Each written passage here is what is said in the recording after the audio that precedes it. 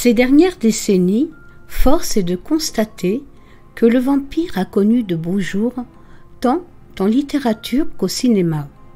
Les jeunes générations ont été abreuvées de Vampire Diaries, les plus anciennes d'une certaine Buffy, et les autres charmées par le duo Tom Cruise-Brad Pitt dans le célébrissime Entretien avec un vampire. Mais qui donc peut se targuer de connaître l'origine de cet engouement? Entrez en ma compagnie dans l'œuvre majeure de Bram Stoker, père de notre vampire. Bram Stoker, Abraham Stoker de son vrai nom, est né en 1847 à Dublin et il est décédé en 1912 à Londres. Enfant maladif, sa mère, Charlotte Mathilda Tornay, féministe avant l'heure, aurait, durant de longs mois de convalescence, abreuvé son fils de nombreux récits, parmi lesquels la Bible, les légendes irlandaises, l'épidémie de choléra du début du siècle.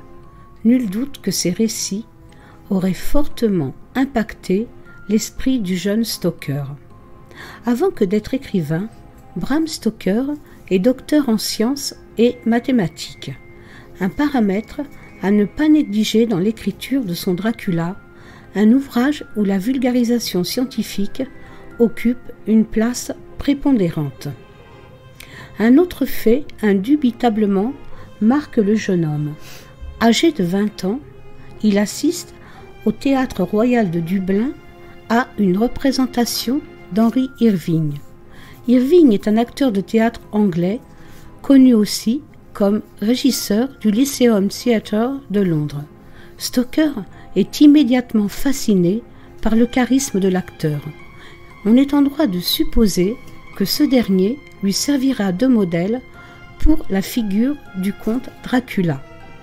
Par ailleurs, c'est également au Lyceum Theatre de Londres que sera joué en une représentation unique le Dracula de Stoker. Il aura fallu 10 ans à Stoker pour écrire son roman. Il faudra également compter 10 heures de représentation. Cette pièce reçoit un accueil très mitigé et parfois ironique. On la qualifie de plus grotesque que terrifiante. Si Stoker reste le père incontesté du vampire, il n'est pas le premier écrivain à s'être frotté aux canines acérées. Nous pouvons noter Le vampire de John Polidori, que l'on attribue, il me semble souvent à tort, à Lord Byron. Petite anecdote, Le vampire de Polidori a été écrit au bord du lac Léman durant cette fameuse nuit d'orage qui réunissait entre autres Shelley, Mary Shelley, Polidori et Byron. Au cours de cette nuit-là, à l'issue d'une proposition d'écriture fantastique, Mary Shelley commence son Frankenstein et Polidori son vampire. Nous ne pouvons pas éluder ici le célèbre Carmilla de John Sheridan Le Fanu. En France, Théophile Gautier nous régale de sa morte amoureuse. Mais revenons à Stoker. Nous avons vu qu'il est en premier lieu un homme de science. S'il a mis 10 années pour rédiger son œuvre majeure, les autres étant tombés dans l'oubli, cela s'explique par la méticulosité avec laquelle il mène ses recherches. Ami de l'orientaliste hongrois Armin van Bury, probablement figure du professeur Van Helsing dans le roman, il peut accéder à des ouvrages tels que Les histoires de la Moldavie et de la Valachie de von Hegel, ouvrage dont il s'inspirera pour camper son Dracula, tel le voïvode Vlad Dracul, lequel empalait ses ennemis. Dracula devient donc un mix entre un tyran sanguinaire et un noble britannique.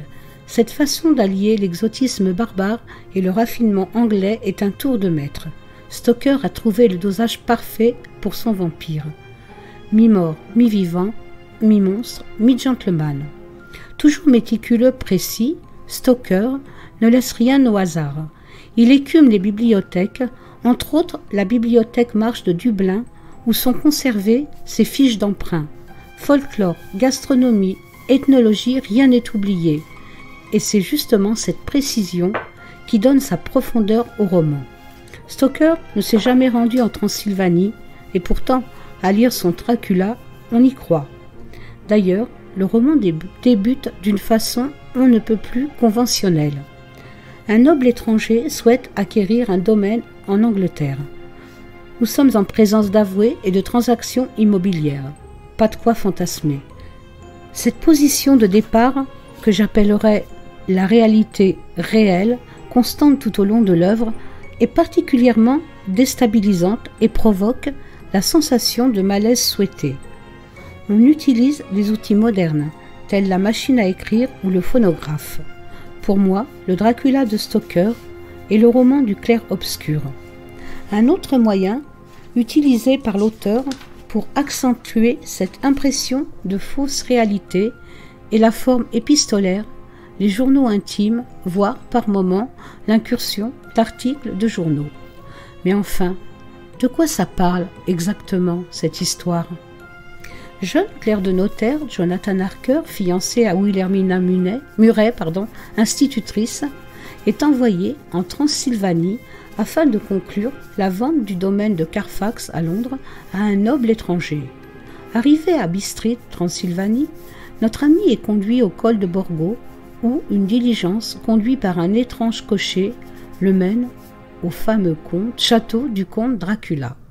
Manque de chance, ainsi qu'on le prévient, nous sommes alors la nuit de la Saint-Georges, nuit étrange entre toutes, où n'importe quoi peut arriver.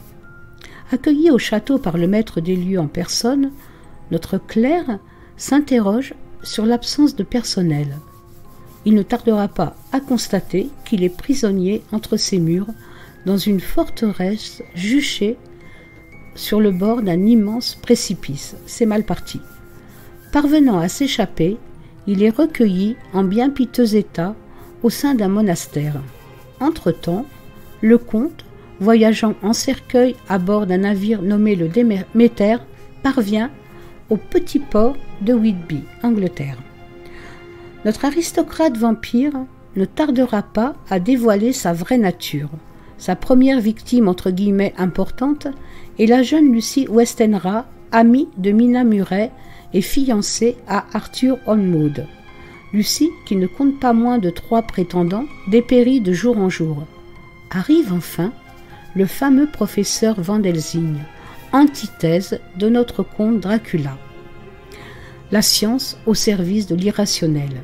Fort de ses connaissances en matière de non-mort, Van Helsing et les autres protagonistes n'auront cesse de poursuivre le comte jusqu'à sa destruction finale et irrémédiable. Racontée ainsi, l'histoire semble un peu plate, les gentils contre les méchants. Mais le charme du roman réside bien dans la forme, et le roman comporte nombreux axes intéressants.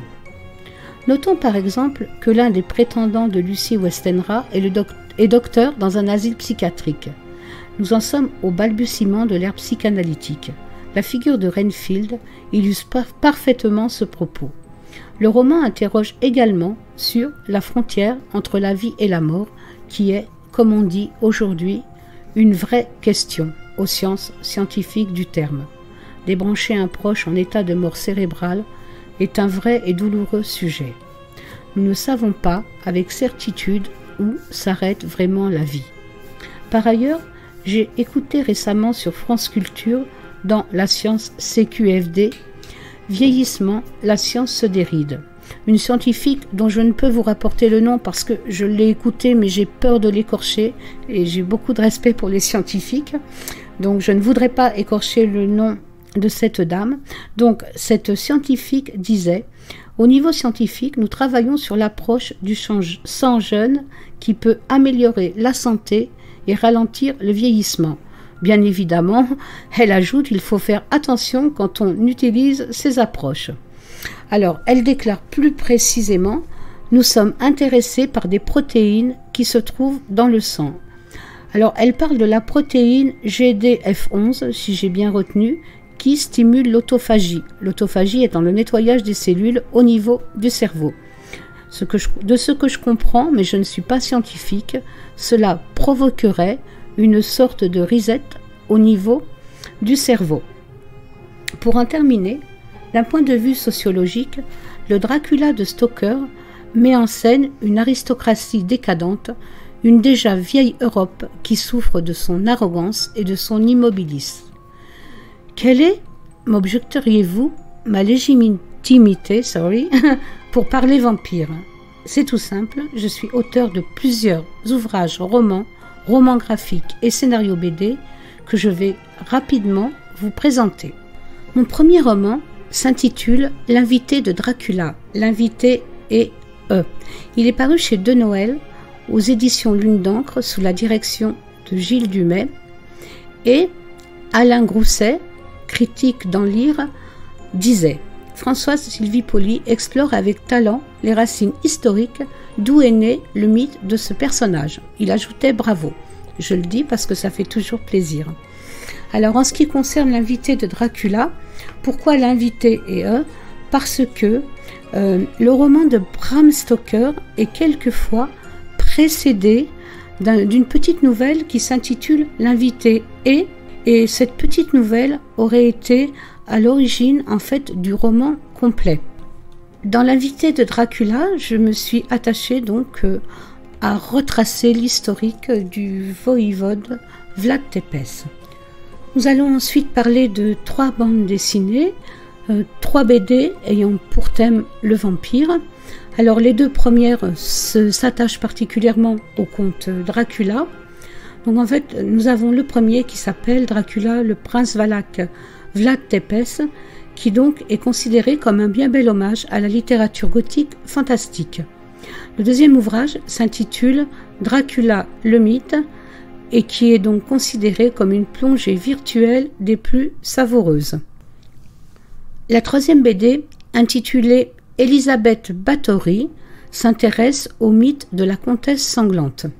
La critique étant Françoise Sylvie Poly assurant à travers son texte la personnalité d'une meurtrière et en a fait un portrait subtil et pudique.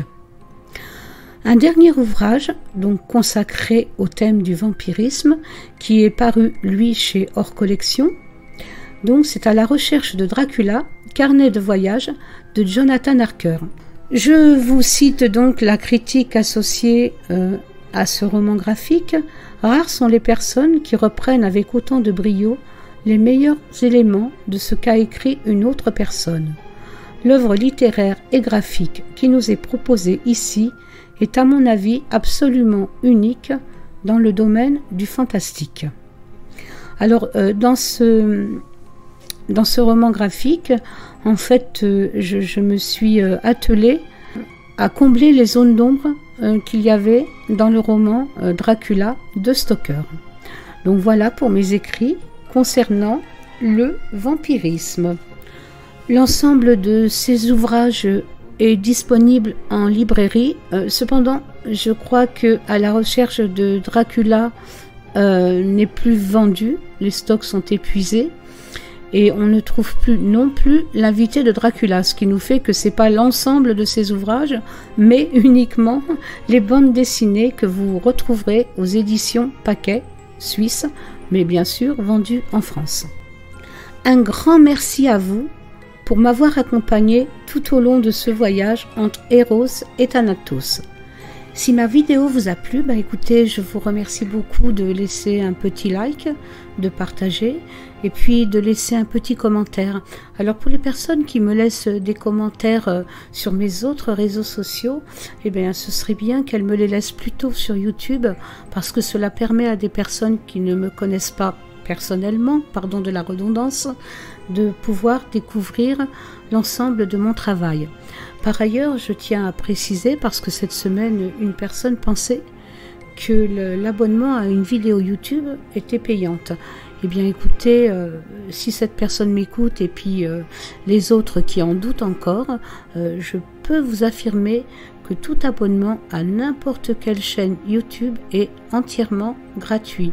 Vous n'aurez rien à payer, ça me fera juste plaisir, ça me permettra de me conforter dans mon travail et de vous proposer un travail que j'espère de qualité.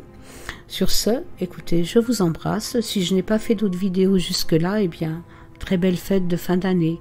À bientôt, au revoir.